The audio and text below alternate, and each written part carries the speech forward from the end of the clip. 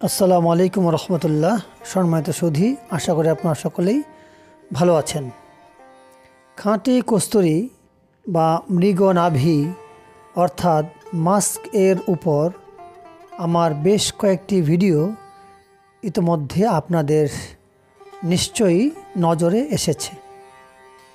সেই ভিডিওগুলোর কমেন্ট বক্সে অনেক ধরনের প্রশ্ন এসেছে, তবে সবচেয়ে বেশি প্রশ্ন হয়েছে কস্তুরীর ভেতরের দানা প্রসঙ্গে। যেমন অনেকে আমাকে প্রশ্ন করেন, হরিণের কস্তুরীর ভেতরে আসলে কি থাকে, এটা কি দানাদার? কেউ কেউ তো আবার বলেন, ভাই কয়েকটা দানা দেওয়া যাবে কি, ইত্যাদি ইত্যাদি। তো আজকের এই ভিডিওতে আমরা সেই সংশয়ের অবসান ঘটাতে যাচ্ছি।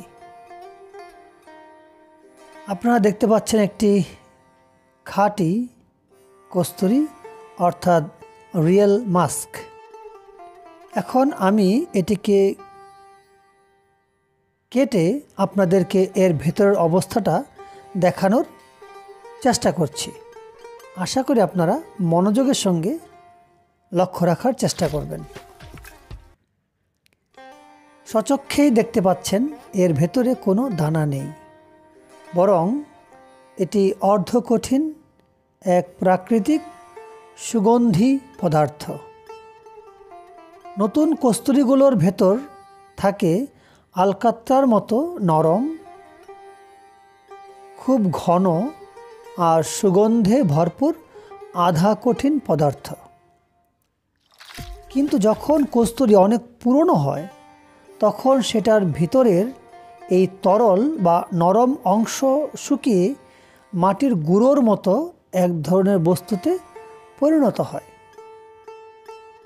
সেটাই অনেকে ভুল করে দানা মনে করেন, কিন্তু আসলে এর ভেতরে কোনো দানা থাকে না, শুধু শুকিয়ে যাওয়া প্রাকৃতিক বস্তু, যা দেখতে মাটির মতো হয়।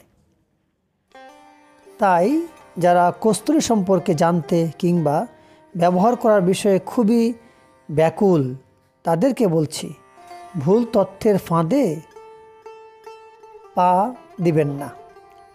কস্তুরীর আসল রূপ আজ আপনি স্বচক্ষেই দেখতে পেলেন। আরও বিস্তারিত জানার জন্য আপনারা পূর্বের ভিডিওগুলো দেখে নিতে পারেন। তো এই ছিল আজকের কস্তুরীর ভেতরের অবস্থা নিয়ে ভিডিও। যদি ভালো লেগে থাকে বা উপকারে আসে, তবে শেয়ার করে অন্যকে দেখার সুযোগ করে দিতে পারেন। আর নিচে কমেন্ট করে আপনার নতুন যে অনুভূতি তা ব্যক্ত করতে পারেন। সবাইকে ধন্যবাদ। আল্লাহ হাফেজ।